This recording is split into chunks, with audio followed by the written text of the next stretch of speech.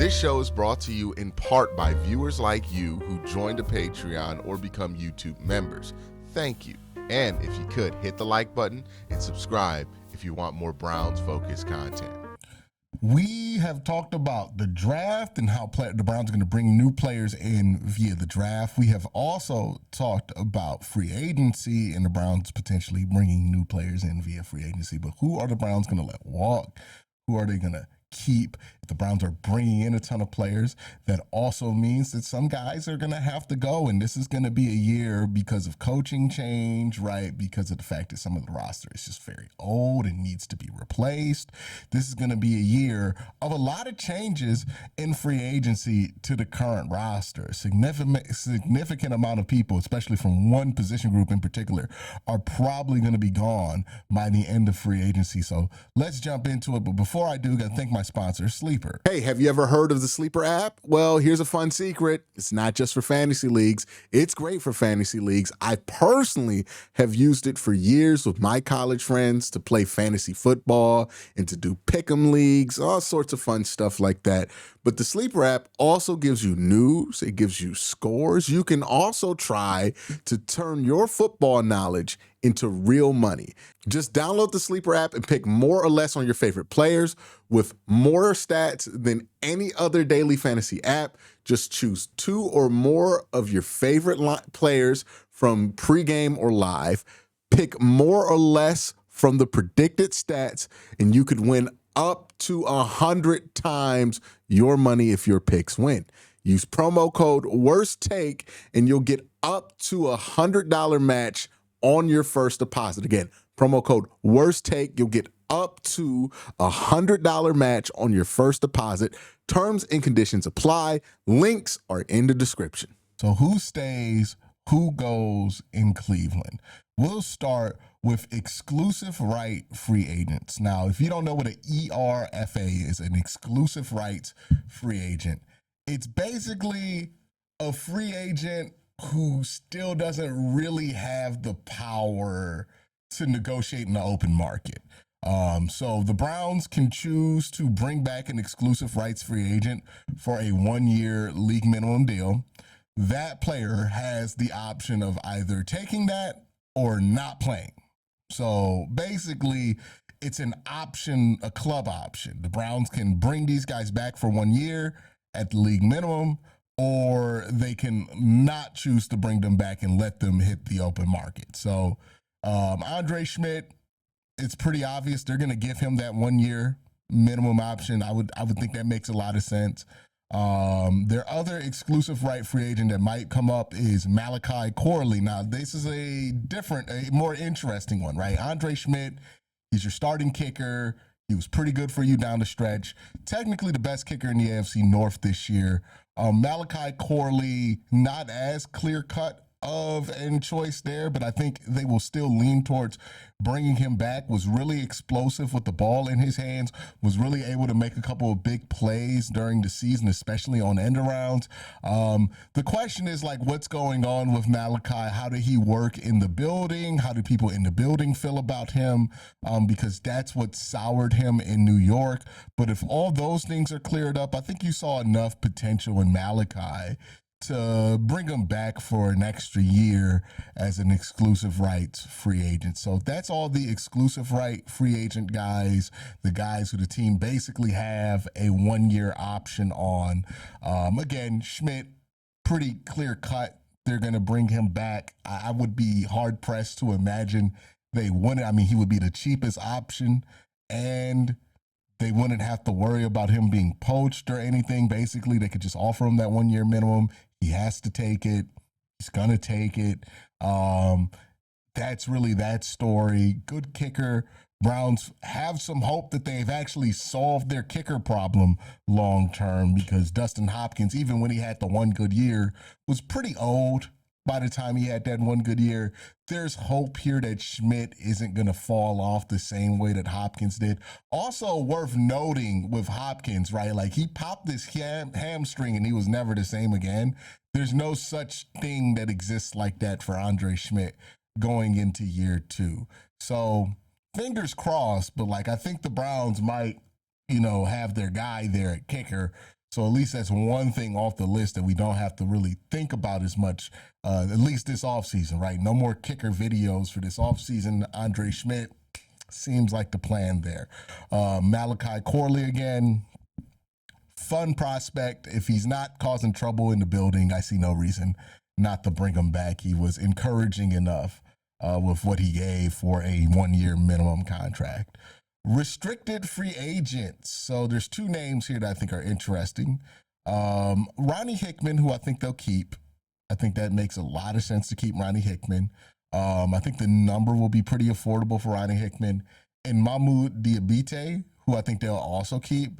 There are some other restricted free agents here for the Browns that I don't think they'll keep. I think Jerome Ford's a restricted free agent. I just don't imagine they're going to keep Jerome Ford anymore. He basically had to sign a deal last year that reduced his number to not make him a cap casualty. So after the year he had where he wasn't really productive, didn't really play, and was injured, I doubt that he gets a real offer from the Browns here. Sam Kamara, I don't expect him to get more than a minimum offer from the Browns. Sam Webb, who was good in relief of Denzel Ward in the Cincy game. Maybe they bring him back. Blake Whiteheart, maybe, right? You know, if you got nobody else, go with Blake Whiteheart. But I'm pretty sure tight end 3 will be filled by whoever the next head coach is or next offensive coordinator is going to have a guy that they want for that role. Jamari Thrash, I mean, they already cut ties with him earlier this year. I find it hard to imagine that they, bring him back. There's something they don't like about Jamari Thrash that we aren't really seeing publicly. I thought he had a really good training camp, and I thought that would get him on the field a lot more in 2025. For whatever reason, it did not happen, and because of that weirdness, I don't think they'll bring him back because Andrew Berry is still the general manager here, which means they released him. So whatever they saw was unsatisfying to the point to where Andrew Berry decided to release him. Other restricted rights free agents like Rex Sunahar, they're probably going to bring back as a restricted right free agent because they need a long snapper. Brendan Bates, maybe they need a tight end 3 again.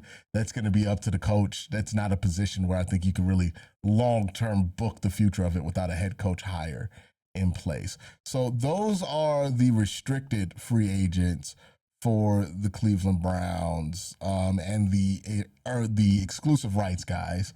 Let's look at some of the UFAs, the unrestricted free agents. The Browns also have a ton of void deal guys who don't have a base salary for this year, who are essentially free agents. But if you look at the over the cap thing, they're not going to pop up in the free agent pile. They're essentially free agents from what I understand. Jerome Baker, probably not bringing back. We just talked to DeAndre Carter, probably not bringing back. Jerome Ford, we already talked about that one. Cam Thomas, maybe they bring back Cam Thomas. Corey Bojorquez, that's an interesting one. Do the Browns bring back Corey Bojorquez? Because I thought that he was pretty unremarkable last season. A couple of years ago, he was one of the better punters in football, but he's coming off of a real unremarkable season. Had real trouble with accuracy as a punter, right? Like if you needed to flip field from the 10 and get decent field position back to the 30, Bojorquez wasn't terrible at that. What Bojorquez was terrible at is if you're punting within the 40s, right? So you're punting after you cross the 40 on your side of the field or before you cross the 40 on the opposing side of the field. If you're punting in that area in between the 40s, he was awful. I don't know what his specific numbers were, but from watching him all season, he was pretty bad in that area. Just consistent punts out of bounds, not getting the yardage that you would expect. I don't know how much of a tolerance the next special teams coach is going to have, But I would imagine even if you do bring back Bojorquez on some kind of minimum deal, you bring in competition. I know it's not the most thrilling place that the Browns are in when we're arguing about punter and having a punter competition.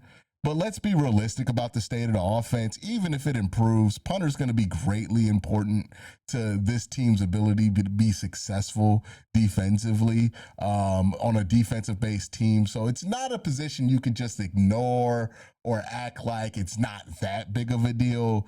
The Browns need a really good punter to play the kind of football that they're going to have to play to win games in 2026. And I don't know if Bojorquez is that guy, right? Like, I don't think he's been that guy for them these last couple of years, unfortunately. Trey Avery, don't think they really make a big move on him. Travion Williams, kind of a bottom of the roster guy. D'Angelo Ross, another bottom of the roster guy. Yeah, all these guys could come back for camp, might come back for camp. It really depends on who gets brought in to run the defense. But if we look at some of the names that I do expect back, I think there are three. Tevin Jenkins. The Browns are going to need, I think, physical guards. I think Tevin Jenkins fits the bill of a physical guard. I think he could be starting quality too when he's healthy. The big issue with him is health. Even this year where he didn't play that much, he still struggled with injuries. That's been a constant problem with Tevin Jenkins. I don't expect that to not be a problem going forward. So, that's why he will probably be a minimum deal free agent. But I think for the money, it's a pretty good deal for Tevin Jenkins. You just got to make sure you have somebody you're comfortable playing when he's not out there. The next free agent is Shelby Harris. I don't know if he's going to want to come back. He seemed to be pretty tightly tied to Kevin Stefanski and what the Browns were doing with him, even to the point where he stood up for Kevin at the end, even when Kevin got fired. So we'll see if Shelby wants to come back next year. If he does, because we keep Jim Schwartz as DC, I think he will be another nice veteran to maintain on this roster. Your big money UFA that you're going to bring back for the Browns is probably going to be Devin Bush. And when we say big money, it's relative, but I don't think you're spending more than $5 or $6 million in APY average per year on Devin Bush. I think he'll be a pretty cheap deal, all things considered.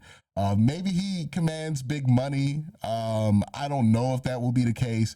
Does not seem like there's that hot of a market for him, that much hype of a market. Maybe if the Browns were a better team and more people were paying attention and had positive associations with the team, which does help free agents greatly a lot, then maybe that would be a super hot market. He could rise to like 10 or 11.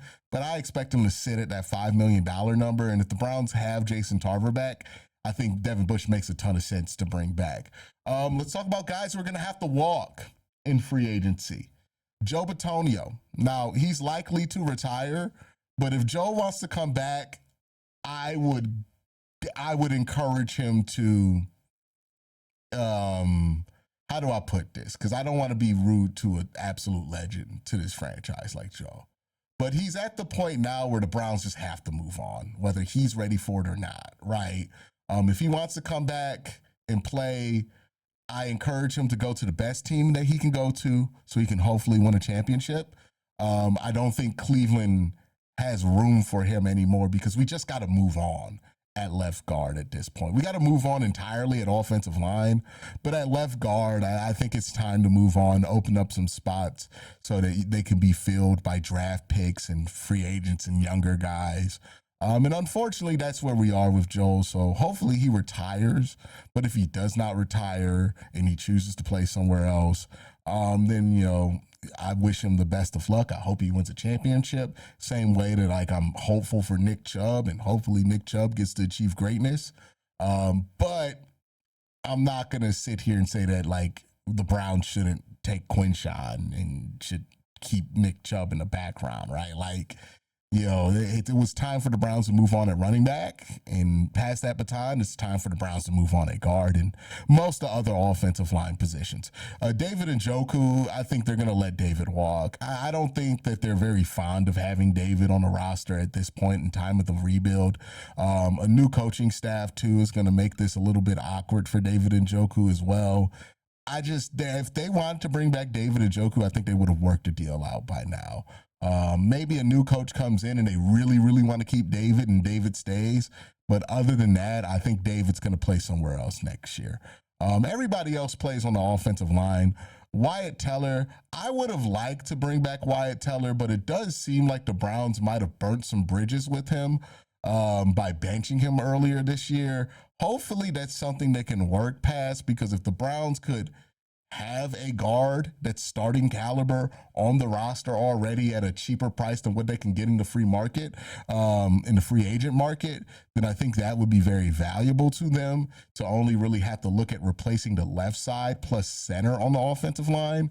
But if that bridge is burnt and Wyatt Teller isn't really interested in working with the team on a cheap extension, then you got to do what you got to do. You got to move on. Hopefully they can figure something out, because that's the guy that make the most sense to bring back. But if they can't, then they can't. You know what I mean? Jack Conklin, I think we're all over the Jack Conklin thing, right? Constantly injured, can't rely on him, super expensive. Maybe if he comes in at like a super cheap deal, you consider it as a backup tackle.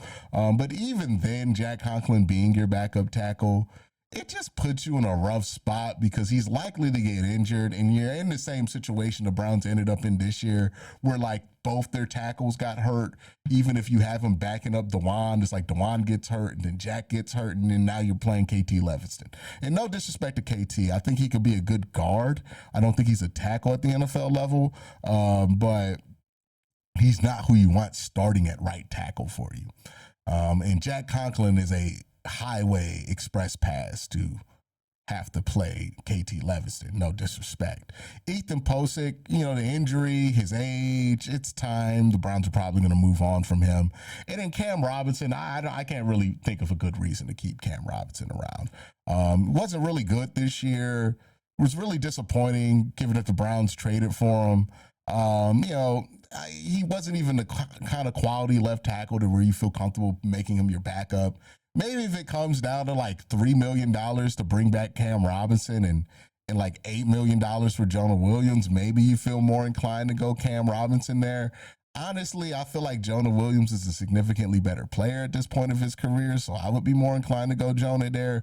But maybe they think that you could do Cam there. But also, here's the problem with Cam Robinson. He only plays left tackle, I think. I don't think he ever played right tackle. So you don't even get that flexibility that you can get with Jonah Williams there. So, yeah, probably would be fine with letting Cam Robinson walk. But that's what the Browns are going to do with their own free agents. It's really not that high of a bill here for them to bring back all the guys that they want to bring back, right? Andre Schmidt's going to be minimum deal. Malachi Corley, a minimum deal. Ronnie Hickman, probably close to a minimum deal. Mahmoud Diabate, probably another guy who's close to a minimum deal. Shelby Harris will be close to a minimum deal. Tevin Jenkins, close to a minimum deal. And then Devin Bush is probably the only guy who gets over minimum money.